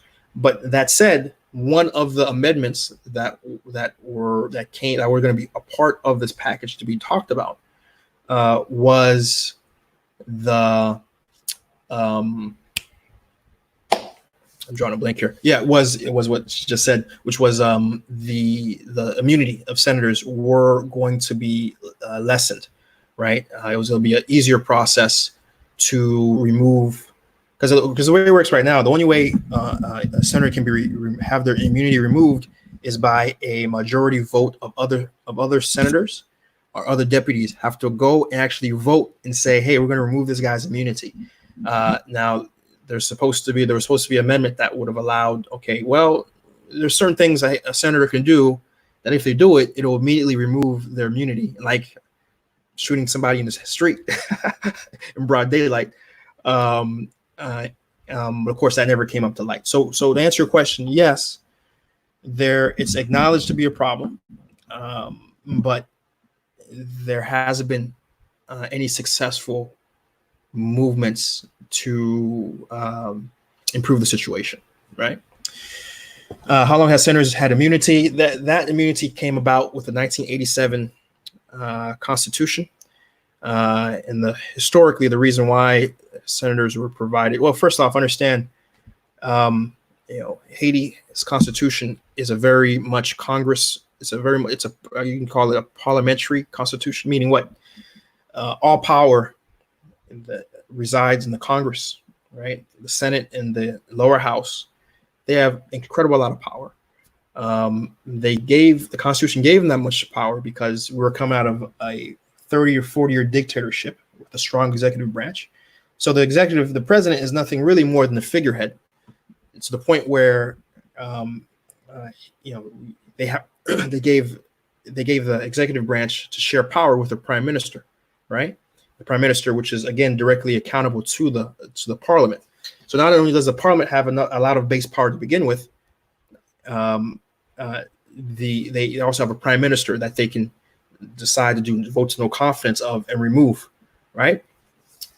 And so part of making this Congress stronger, the reason why the Congress was made so much stronger was because, and including giving themselves immunity, because one of the ways that Duvalier was able to influence Congress in many ways, he was able to influence it mainly through violence that happened outside of Congress.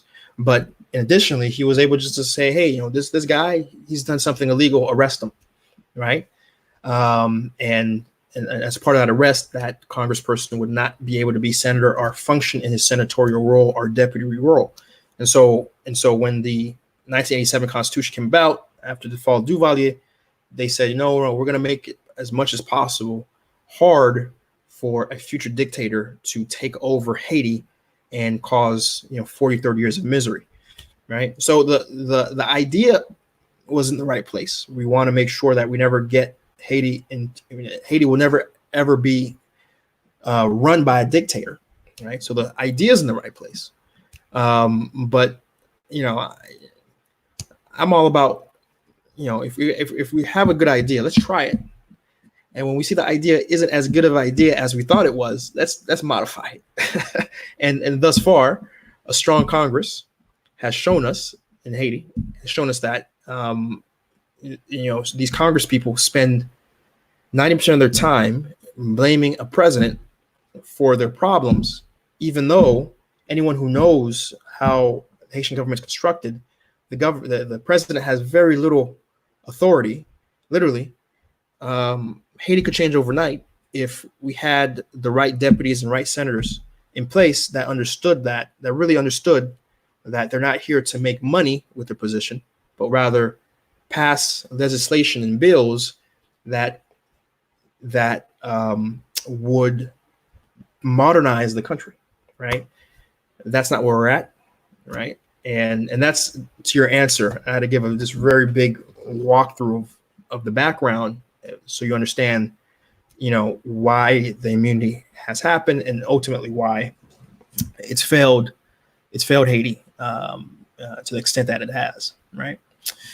It's also a way for these senators to sell their souls for U.S. visa, commit any crimes, sell their people, not be punished for it. The immunity makes it easier for them to commit immoral acts. So that's one of the things that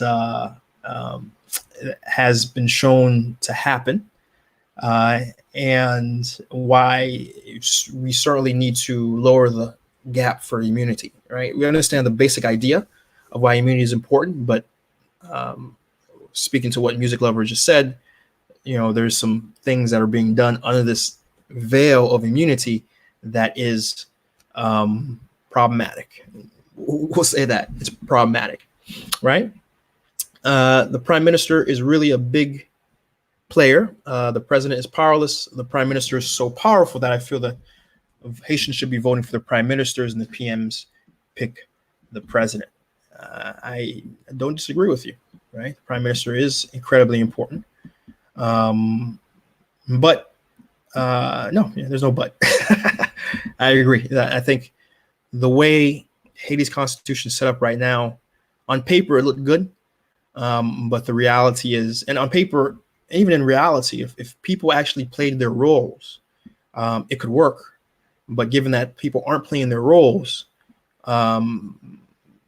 there needs to be tweaking of the Constitution to get with the reality of what's actually happening, right? So I agree with you.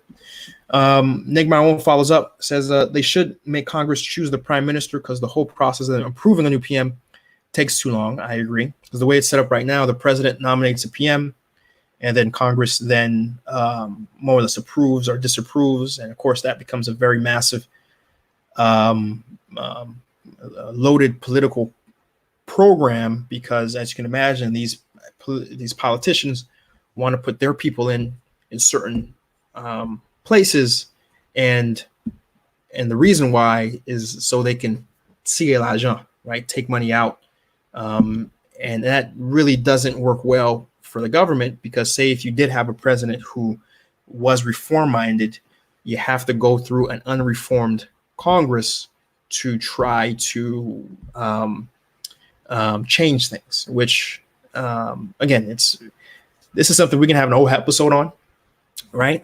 And in fact, let me jot this down as an idea, as an Anu Pale idea. Talk about Anu Pale about the structure of Haiti's government and the problems and potential solutions. And boom, I just typed that in as it's going to be a potential episode that we're going to put together for Anu Pale. I'm trying to keep it as concise as possible on there, under 10 to 15 minutes. And that's something we want to talk about, because that's a very loaded question that we can spend a lot of time talking about, right? Let's see what folks are saying. Adele says it makes sense. LV Alexa says, I see Moise Jean Charles. I see he wants to do good for the people.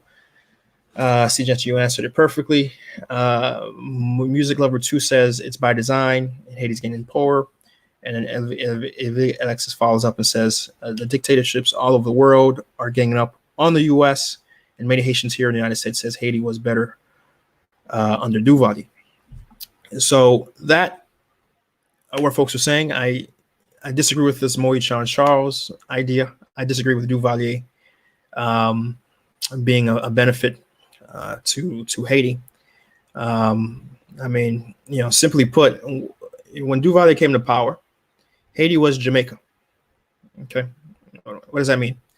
There's a reason why Bill Clinton and Hillary Clinton they honeymooned here, right? And people today were like, "Oh wow, they must have really loved Haiti."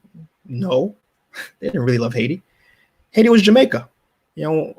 Hollywood stars would come to Haiti to spend, a little bit of time. Just as you and I, when we think about, we want to go and spend a quick trip, have a good time, what do? We're going to go to Bahamas.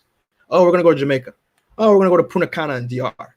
Haiti was that. It's hard for people to fathom that today, right? But Haiti was that before Duvalier came to power. Duvalier came to power. He comes to power. People need to, when people say this stuff, it's really because I really feel they don't understand the full context of what Duvalier was.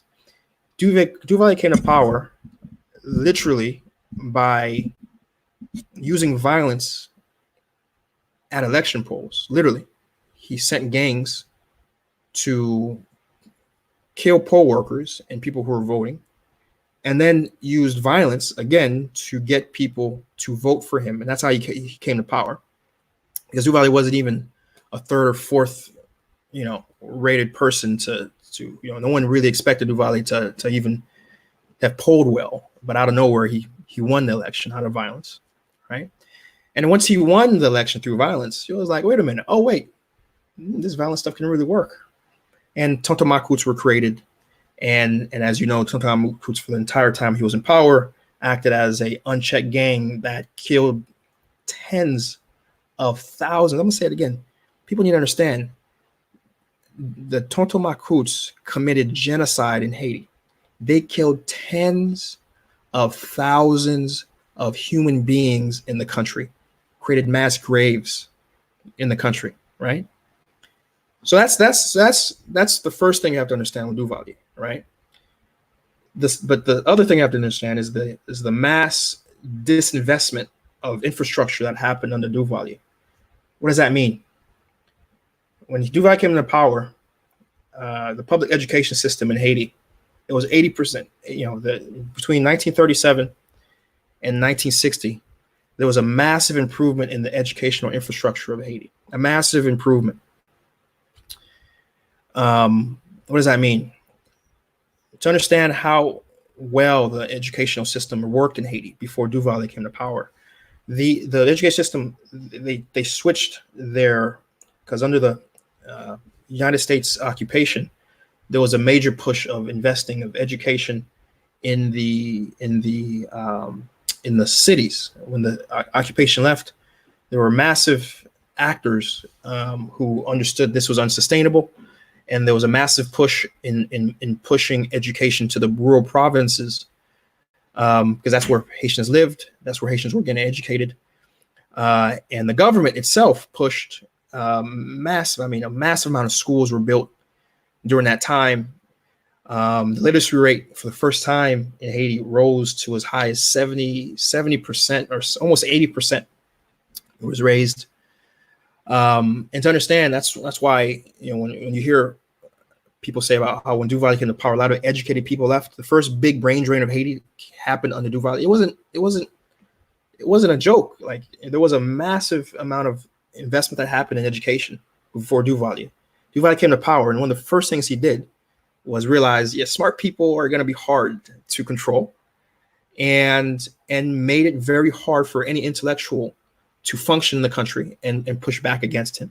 And a lot left in droves. And to this day, there's educators in Benin, in Africa, educators in Jamaica, that are very well regarded and well respected in their countries, that came from Haiti during that time to then educate, the new places that they were. There was a massive, basically at that time, Cuba Cuba today is known for their doctors, right? Cuba, you're seeing right now, Cubans are going around the world and bringing their doctors and are sharing their, medical expertise to the world, right? Italy, and there's so many places right now that are being exceptionally well helped by Cuban doctors. In 1960, when Duvalier came to power, Haiti was known for its education, right? Haiti, folks really need to appreciate this. Like, Haiti was known for its education. Our teachers were the best in the Caribbean. Folks, you don't understand this, right? 40 years under Duvalier, we had over 80% of our schools public. After Duvalier in 1980, over 80% of our schools were private. There were no schools, no real schools, no new schools were built by the government. The government handed off the responsibility of schools to religious organizations and private schools because they understood it was not in their best interest to raise an educated population, because the educated population is very hard to control under a dictatorship, right? So that's where I'm gonna stop. Because I can go on. And the other big bullet point I have to mention, and people always say, well, it was quiet, it was secure. Things were secure during Duvalier. Cool. You know what's also very secure and quiet? A cemetery, right? And that's what Haiti was. Haiti was a cemetery. Haiti was a death pit. Because if you did speak up, you would die. Is that what you really want to look up as a time when Haiti was good? It was quiet and secure because if you said anything contrary to the government, not only would you die, your mom would die, your dad would die, your brother would die, your grandmother would die, your aunt would die. The Tontomakuts would kill every single person in your family. I'm laughing because it's funny when you have people who did not live in that time saying that the Duvalier was a good thing for Haiti. Haiti is where it's at right now, today, in 2020, because of the actions of the Duvalier regime. Haiti is deforested today because Duvalier himself knew that a lot of uprisings happened out in the provinces and were organized under trees and forests. So Duvalier himself had a policy where he would deforest Haiti. Port-au-Prince is a deforested place right now. When you're in Port-au-Prince, you look around the mountains that surround Port-au-Prince and you see there's no trees. That happened under Duvalier. Duvalier said, I want these trees cut down because I can't survey my land. You follow? Haiti's agricultural capacity was eviscerated under Duvalier because he did not want the provinces to be economically self-sufficient, because an economically self-sufficient province is harder to control, which is why he concentrated everything that happened in Haiti to happen either in Port-au-Prince or very lightly in Cap-Haïtien. This happened under Duvalier. All roads, I like to say that all roads lead to politics. But when you sit back and you understand the reality is all roads of Haiti's problems today lead to the way Duvalier ran the government for over 30 to 40 years. Okay, I gotta stop. I'm gonna be here all night. I'm gonna be here all night, man. All day. I mean, I'm gonna be all day. It's that's why I'm gonna stop. Because again, it's really fatiguing to hear so many folks look up to Duvalier. It's there's no other way to say it. It's ignorance. It is an absolute ignorance that allow folks to openly type. It's like literally being a Jewish person and saying, man, I miss Hitler. Man, during that Hitler time, man, things were quiet. There was security in Germany. Man, I miss Hitler. What are you talking about? What are you talking about? Okay. All right. Let me read these last few comments and I'm head out. Let's see. Let me scroll up. Let's scroll all the way up. Okay, I was able to access. And then Edwin Williams. This would be a great Anupale discussion. You know what? Thank you, Edwin. That's going to know Anupale as well. Anupale, Seejeanty Anupale, the Duvalier regime. The Duvalier regime, effects, and aftermath. That's another great afternoon pilot. We'll talk about that. Thank you for that. Ron A. Chin goes, when Haiti was run a totalitarian country, the regime, the country was in a better place. Okay. All right. Again, I'll read our comments on there, whether I agree with them or not. Music Lover says, father was good. You know, back then, rich people would go to Haiti and get divorced. This is, I thought he was talking about before the Duvalier regime. And Narcisse says, a lot of Gamoun who say that about Duvalier. Tonton Sam says, unfortunately, the only way to make a significant change is to get Haitians that were not raised with a third world mentality to become a leader, someone who understands honor, justice, greater good. Okay. You wasn't there. That's why I agree with Duvalier was the best president. Okay.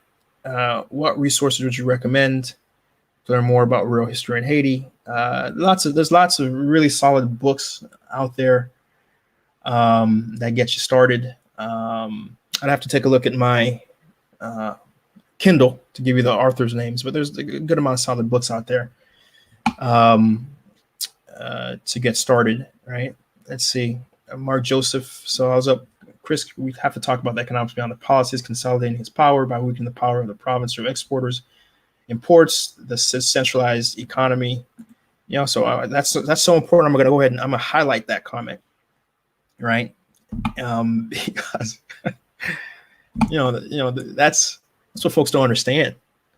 You know, they say, you know what, Haiti was a calm and quiet place, not understanding all the things that Duvalier did that we still haven't dug ourselves out the hole out of, right? So William Pierre, a lot of folks agree with me. Totomaku was uneducated fools who knew nothing about violence. William Pierre follows up, says, I live in Quebec, Canada in the 1970s. A lot of educators came here. They were known. A lot of them went to Africa as well. I have a flash when I talk about those. It's very sad. Mansa Musa says, Tuskegee Airmen, Alex Pascal led a political movement to stability in his native country, overthrew Papa Doc, but Pascal was killed during the attempted coup. That is correct. Check the books by Pascal Trulot. That is one book. Another Haitian book called Written in Blood, right? For the person who asks for the book to read. So yeah, I agree. Both those books, Pascal Trulot and then Written in Blood, are also good books. A lot of great solid books out there, you know, to get started. All right, so that's where that's where I'm gonna end it. Again, politics is always a very charged,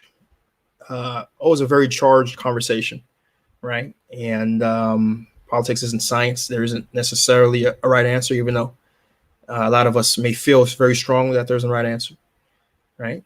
But my perspective is amongst those who really sat back and looked at the effect, and the causes of where Haiti is.